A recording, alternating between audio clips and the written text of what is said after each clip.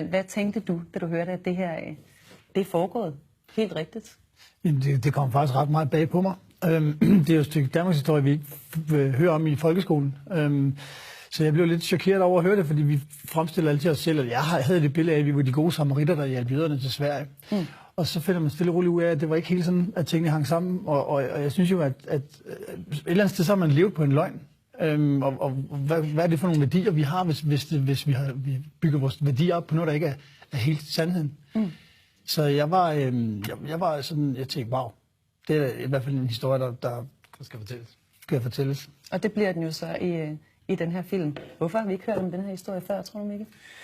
Jeg ved ikke, om det er noget med, at der skulle gå lang nok tid til, at man turde ligesom at åbne det kapitel der, eller jeg ved det faktisk ikke, men altså, jeg tror på en eller anden måde, man har været så opfyldt af had på en eller anden måde, at man har fokuseret så meget på, at de var de onde, og vi var de gode, og man har fokuseret på, at vi havde en modstandsgruppe og modstandsbevægelse, som kæmpede mod tyskerne.